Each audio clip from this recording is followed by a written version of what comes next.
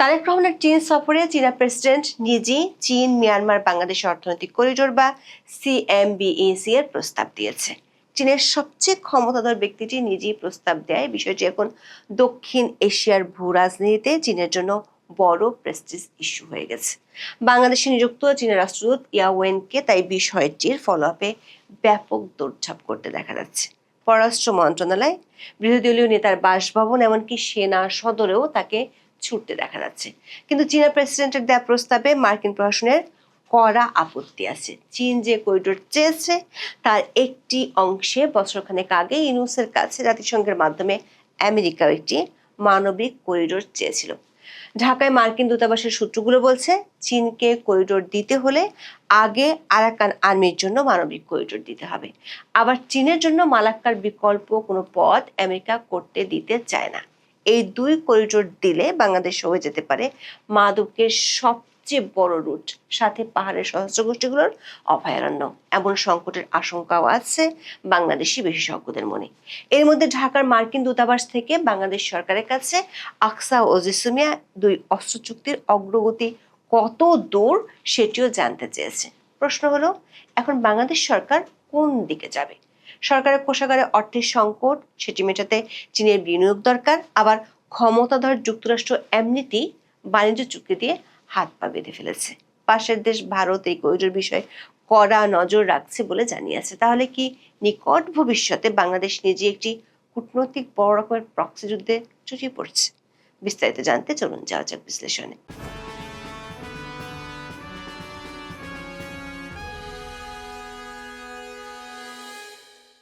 চীন মিয়ানমার বাংলাদেশ অর্থনৈতিক করিডোর বা সিএমবিইসি হলো চীনের উচ্চভিলাষী বেল্ট অ্যান্ড রোড ইনিশিয়েটিভ বা বিআরআই এর অধীনে দক্ষিণ ও দক্ষিণ পূর্ব এশিয়াকে সংযুক্ত করার একটি পরিকল্পিত উপ আঞ্চলিক করিডোর।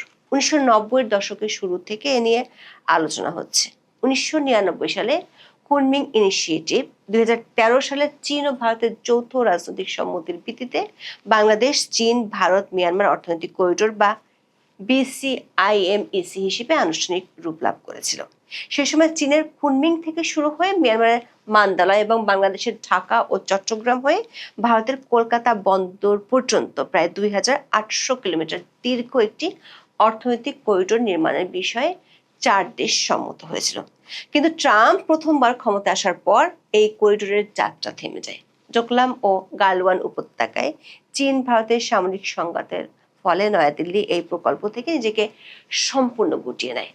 বাংলাদেশ অংশ কিছু কাজ হয়ে শেষ পর্যন্ত থমকে যায়।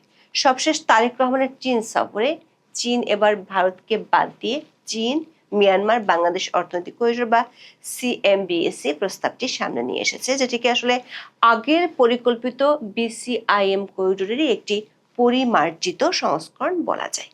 গত মাসে বেইজিং এর গ্রেট হল অব দ্য পিপলে অনুষ্ঠিত দ্বিপাক্ষিক বৈঠকে চীনের প্রেসিডেন্ট শি জিনপিং বাংলাদেশের প্রধানমন্ত্রী তারেক রহমানের কাছে এই করিডোরের আনুষ্ঠানিক প্রস্তাব করেন।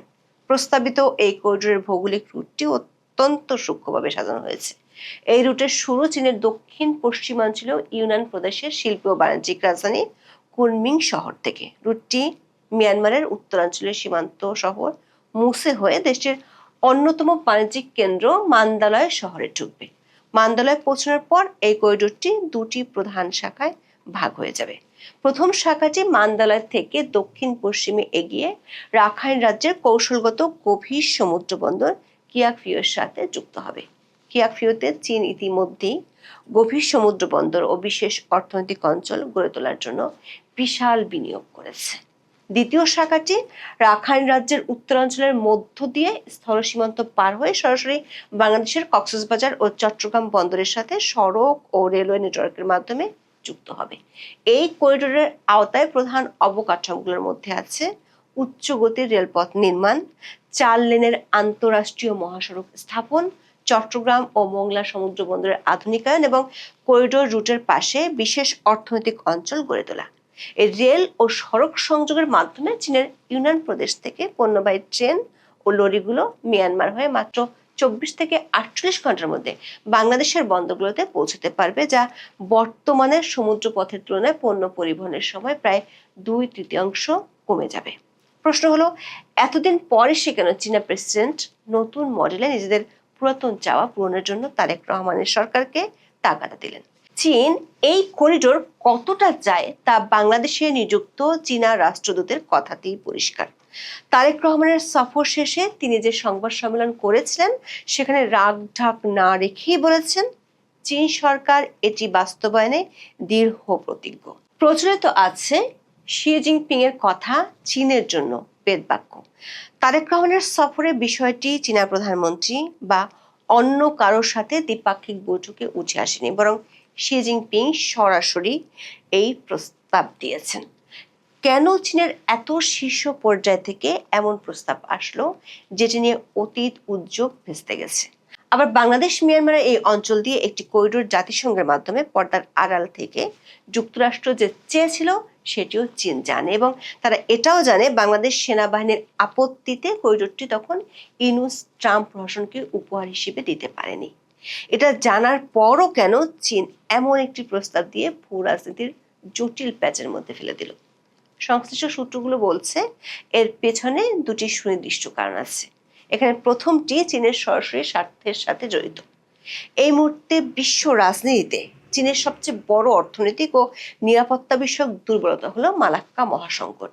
চীনের আমদানিকৃত অপরিশোধিত খনিজ তেলের প্রায় ৮০% এবং সামগ্রিক আন্তর্জাতিক বাণিজ্যের একটি বিশাল অংশ ভারত মহাসাগর থেকে দক্ষিণ চীন সাগরে ঢুকে খুব সরু মালাক্কা প্রণালী দিয়ে। ইরান যুদ্ধে সুরাহা করতে পারলে যুক্তরাষ্ট্র আর তার মিত্রদের নজর পড়বে এই মালাক্কা প্রণালীর উপর, এটা চীন জানে। মার্কিন যুক্তরাষ্ট্র বা তার মিত্র দেশগুলোর নৌবাহিনী যদি এই মালাক্কা প্রণালী অবরুদ্ধ করে দেয় তাহলে চীনের জ্বালানি সরবরাহ ব্যবস্থা সম্পূর্ণ ভেঙে পড়বে এবং চীনের অর্থনীতি অচল হয়ে পড়বে। 2 দিন আগে ভারতের প্রধানমন্ত্রী নরেন্দ্র মোদীর ইন্দোনেশিয়া সফর চীনের সেই ভয় আরো বাড়িয়েছে। সাবাং বন্দরে ভারতের উপস্থিতি মানে চীনের জন্য মালাক্কাতে ভারতের নজরদারি বাড়ল। বেইজিং অনেক দিন ধরে তাই বিকল্প রুট চাইছে। চীনের কাছে এখন আর সময় নেই, এমন একটা বিকল্প রুট চীনকে তৈরি করতে হবে যেটি সরাসরি ভারত মহাসাগর ও বঙ্গোপসাগরের সাথে চীনের মূল ভূখণ্ডকে যুক্ত করবে। সিএমবিএসি করিডোরটি বাস্তবায়িত হলে চীনকে আর মালাক্কা প্রণালী ব্যবহার করতে হবে না, তখন সরাসরি বঙ্গোপসাগরের উত্তর উপকূলে পৌঁছতে পারবে। এর মাধ্যমে চীনের ইউনিয়ন প্রদেশ সহ পশ্চিমাঞ্চলীয় ল্যান্ডলকড প্রদেশগুলোর উৎপাদিত পণ্য সরাসরি আন্তর্জাতিক বাজারে পাঠানোর জন্য চট্টগ্রাম ও মোংলা বন্দর ব্যবহার করা সম্ভব হবে। সাথে এই করিডোরটি ভারতের চারপাশে চীনের তৈরি মুক্তার মালা, যাকে বলা হয় স্ট্রিং অফ পার্লস, সেই কৌশলকে আরও সংহত করবে। মিয়ানমারের কিয়াকফিও গভীর সমুদ্র বন্দর, শ্রীলঙ্কার হাম্বানটোটা বন্দর এবং পাকিস্তানের গোয়াদার বন্দরের সাথে বাংলাদেশের চট্টগ্রাম ও মোংলা বন্দরকে একটি বৃহৎ রেল ও সড়ক নেটওয়ার্কের মাধ্যমে সংযুক্ত করতে পারলে ভারত মহাসাগরে চীনের পিপলস লিবারেশন আর্মি নেভির কৌশলগত আধিপত্য ও নজরদারি ক্ষমতা বহুগুণ বেড়ে যাবে। দ্বিতীয় যে কারণে চীন এই করিডোরটি চায় সেটি হলো 24-এর 5ই আগস্ট বাংলাদেশের রাজনৈতিক পট পরিবর্তনের পর চীন দেখছে প্রথমে ইউনূস সরকার, পরে তারেক রহমানের সরকার পুরোপুরি মার্কিন ঘেঁষা। এর মধ্যে বাণিজ্য চুক্তি করে বাংলাদেশে চীনের বিপুল পরিমাণ সামরিক খাতের বাণিজ্যের পথে কাঁটা বিছিয়ে দিয়েছে। বাংলাদেশে নিযুক্ত মার্কিন রাষ্ট্রদূত ব্রেন্ট ক্রিস্টেনসেন প্রকাশ্যেই বাংলাদেশকে চীন থেকে দূরে থাকতে বলেছেন।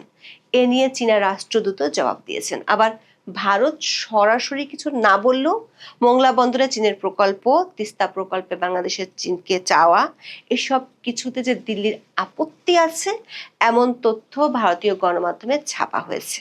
মোংলা পোর্টে একটি বিশেষ অর্থনৈতিক অঞ্চল স্থাপনের জন্য 2015 সালের দ্বিপাক্ষিক চুক্তির আওতায় ভারতকে জমি দেওয়া হয়েছিল, কিন্তু অন্তর্বর্তী সরকারের সময় 2025 সালে সেই ভারতীয় প্রকল্পটি বাতিল করা হয়। তারেক রহমানের চীন সফরের সময় সেই বাতিলকৃত ভারতীয় জমিতে অর্থনৈতিক অঞ্চল গড়ে তোলার জন্য একটি চীনা রাষ্ট্রীয় প্রতিষ্ঠানের সাথে সমঝোতা স্মারক স্বাক্ষরিত হয়েছে। এটি নয়াদিল্লির জন্য একটি বড় ভূরাজনৈতিক ধাক্কা হিসেবে গণ্য হচ্ছে। চীন মিয়ানমার বাংলাদেশ অর্থনৈতিক করিডোরের মাধ্যমে আমেরিকা ও ভারত একসাথে দুই দেশকে একটি বার্তা দিতে চায়। কূটনৈতিক কৌশলগত দিক থেকে চীন চায় বাংলাদেশ তাদের অবস্থান স্পষ্ট করুক। বাংলাদেশ হয় চীনের বড় মিত্র, না হয় আমেরিকা ও ভারতের। ইউনূসের আমলে মিয়ানমার জান্তা সরকারের বিরুদ্ধে সশস্ত্র সংগ্রামে লিপ্ত আরাকান আর্মিকে সাহায্য করার জন্য জাতিসংঘের মাধ্যমে মার্কিন প্রশাসন বাংলাদেশের কাছে করিডোর চেয়েছিল। তখনকার জাতীয় নিরাপত্তা উপদেষ্টা ডক্টর খলিলুর রহমান, এখন যিনি পররাষ্ট্রমন্ত্রী, এই করিডোর দেওয়ার জোর চেষ্টা করেছিলেন। শেষ পর্যন্ত প্রক্সি যুদ্ধে জড়িয়ে পড়ার ভয়ে সেনাবাহিনীর এই করিডোর দেওয়ার ক্ষেত্রে আপত্তি ছিল। পররাষ্ট্র মন্ত্রণালয়ের সূত্রগুলো বলছে, চীন যে করিডোর চেয়েছে তার একটি অংশ তখন জাতিসংঘের মাধ্যমে চাওয়া হয়েছিল। নাম দেওয়া হয়েছিল মানবিক করিডোর। যে করিডোর জাতিসংঘের হয়ে আমেরিকাকে দেয়নি, সেই করিডোর এখন বড় আকারে চীনকে কিভাবে দিবে সরকার। সূত্রগুলো বলছে, চীনের পক্ষ থেকে এই করিডোর চাওয়ার পর মার্কিন দূতাবাসের পক্ষ থেকে বাংলাদেশ সরকারের শীর্ষ মহলকে স্মরণ করিয়ে দেওয়া হয়েছে। মিয়ানমারের রেয়ার আর্থ আর প্রাকৃতিক সম্পদগুলো চীন প্রায় একাই ভোগ করছে। এই রেয়ার আর্থ যে কোনো মূল্যে আমেরিকা চায়। জান্তা সরকারের উপর নিষেধাজ্ঞা দিয়েও কোনো কাজ হয়নি। আমেরিকার বড় হাতিয়ার মিয়ানমারের বিদ্রোহী গোষ্ঠীগুলো। পররাষ্ট্র মন্ত্রণালয়ের একটি সূত্র বলছে, মিয়ানমারের সশস্ত্র গোষ্ঠীগুলোকে মানবিক করিডোর দেয়া ছাড়া চীনের প্রস্তাবিত করিডোরের সম্মতি দিলে তাতে মার্কিন প্রশাসনের ঘোর আপত্তি আছে। অন্যদিকে চীনের সর্বোচ্চ ক্ষমতাধর ব্যক্তিটি নিজেই এই প্রস্তাব দেয়। বাংলাদেশের চায়না দূতাবাসের জন্য এখন এই করিডোর প্রেস্টিজ ইস্যু হয়ে দাঁড়িয়েছে। তারেক রহমানের সফর শেষে শুধু সংবাদ সম্মেলন করে বসে থাকেননি বাংলাদেশে নিযুক্ত চীনের রাষ্ট্রদূত ইয়াওয়েন। তিনি এরপর বিষয়টির ফলো আপ জানতে পররাষ্ট্রমন্ত্রী খলিলুর রহমানের সাথে বৈঠক করেছেন। রাজনৈতিকভাবে সমর্থন আদায়ের জন্য জামাত ইসলামের আমির ডক্টর শফিকুর রহমানের সাথেও বৈঠক করেছেন। সবশেষ সেনা সদরের ন্যাশনাল ডিফেন্স কলেজে গিয়ে লেকচারও দিয়েছেন।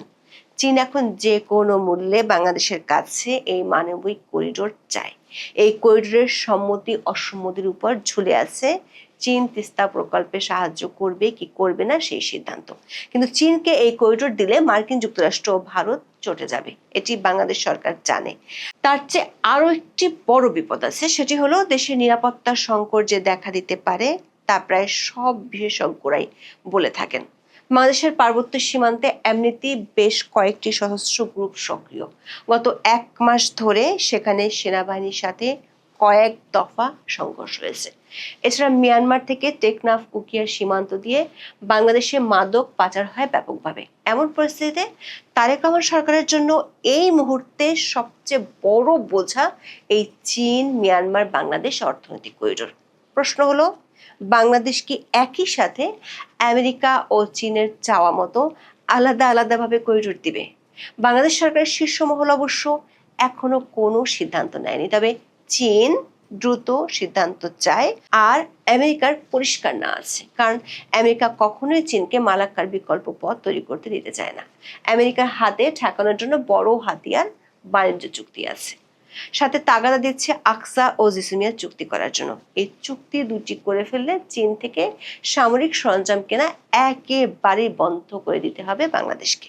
কূটনৈতিক সূত্রগুলো বলছে, ভারতের আপত্তি অগ্রাহ্য করলেও মার্কিন আপত্তিকে পাশ কাটানো প্রায় অসম্ভব বাংলাদেশের পক্ষে। আবার চীন চায় বিষয়টির দ্রুত সমাধান। এমন জটিল পরিস্থিতিতে করিডোরকে ঘিরে শিগগিরই বড় ধরনের ভূরাজনৈতিক খেলা শুরু হতে পারে, এমন ইঙ্গিত পাওয়া গেছে সংশ্লিষ্ট সূত্রগুলো থেকে। এখন এই পর্যন্ত। সবাই ভালো থাকুন, সুস্থ থাকুন, নিরাপদে থাকুন। দেখা হবে আগামী পর্বে।